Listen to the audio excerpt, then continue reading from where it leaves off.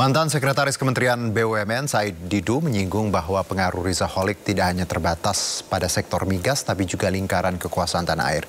Meski telah menjadi tersangka dugaan korupsi tata kelola minyak, keberadaan Rizaholic masih menjadi misteri. Dan kita simak pembahasannya bersama rekan Pung Purwanto dan rekan Lukman Hanafi dalam program To The Point aja Indo News berikut ini. 2009 datang instruksi. 2009 berarti 2009. 2 tahun setelahnya ya? Nah, setelah 2007? Ya. Itu digantilah Ari Sumarno. Ya. Wow. Endrianto Sutarto berhenti, Sudirman Said diberhentikan.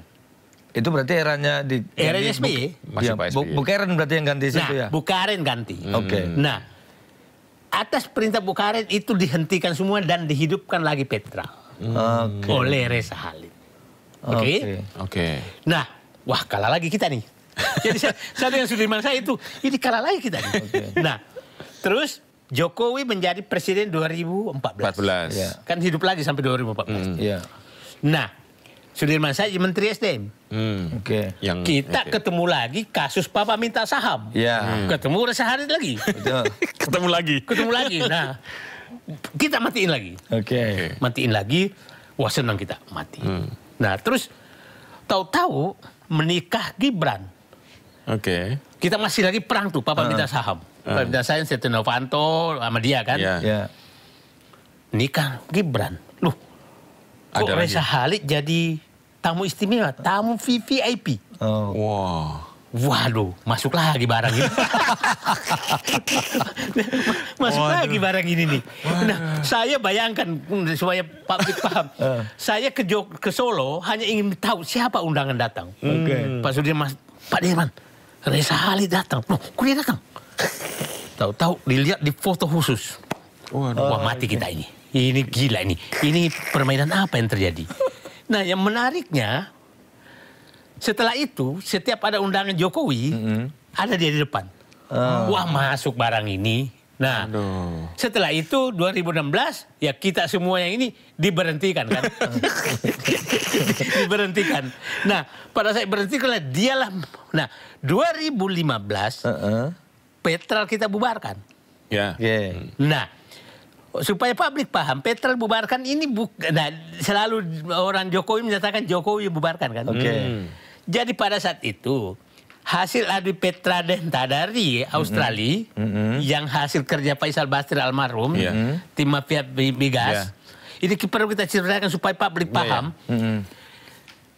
Kita tahu persis ternyata selama ini pegawai Petral itu semua HP-nya terkonek kepada HP-nya Reza Halid. Pegawai Petral. Jadi terpantau semua pergerakan. Terpantau semua. Jadi maksudnya itu kantornya semuanya di HP-nya Reza Halid. Bu, kantor. Nah, kita laporkanlah itu ke KPK. Tapi nggak di follow up. Nggak di follow up. Nah, itulah kita minta Petral dibubarkan. Karena jaringannya sudah kemana-mana. Nah, akhirnya dibubarkanlah Petral. Nah, yang bubarkan Sudirman Said loh. Tapi sebenarnya dilarang oleh Presiden. Bubar Petral. Ternyata bubar Petral, loh, kita bilang udah jalan SC, ternyata nggak dijalankan juga. Nah, akhirnya 2016 kan menteri-menteri yang punya idealisme kan dipecat semua kan. Anies Baswedan, Riza Ramli, Sudirman Said, Ferry Muslilam Baldan, semua diberhentikan oleh Jokowi. Nah, muncullah permainan mulai 2018 muncul permainan baru yang terbuka korupsinya Kejaksaan Agung sekarang. Yang 2018 sampai 2003 yang merugikan oplosan apa namanya BBM. Nah, permainan ini baru. Permainan baru karena ternyata Reza Halid membangun kilang. Membangun storage. Jadi bukan lagi pedagang. Lewat anaknya. Ya kan? Nah, permainan ini berlangsung 2018 sampai 2023. Yang merugikan awalnya kan menyatakan hampir 1.000 triliun. Hampir 1.000 triliun. Nah, setelah ini kan ini hampir 300 triliun. Kan? Nah, yang menarik bagi kita, kenapa 2023 berhenti? Iya kan? Iya, betul. Nah, Artinya dia takut ketahuan Prabowo. Oke. Berarti ada yang ditakuti juga? Ada yang ditakuti. Nah, sehingga memang sebenarnya mungkin udah tahu sehingga, kalau ini, mungkin dia takut ketegasan Prabowo. Nah, sehingga lucunya berhentinya 2003 tanpa belum ketemu loh. Oke. Alasannya?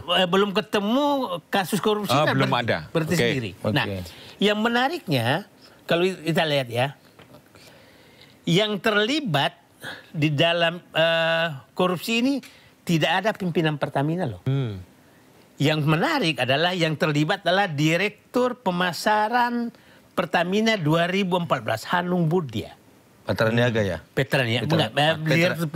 Petraniaga. Nah, yang terlibat kan ada perusahaan kan Petraniaga, Kilang dan perkapalan. Iya. 3 ini kan yang anak perusahaan. Nah, artinya direksi Pertamina kan yang terlibat. Yang holding nggak ada ya? Nggak ada.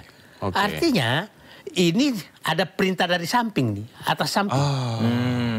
Atas samping. Nah, atas samping ini yang menarik yang kita harus ini kan bahwa apa urusan Erick Thohir pada saat ini terungkap tahu-tahu datang ke Kejaksaan Agung.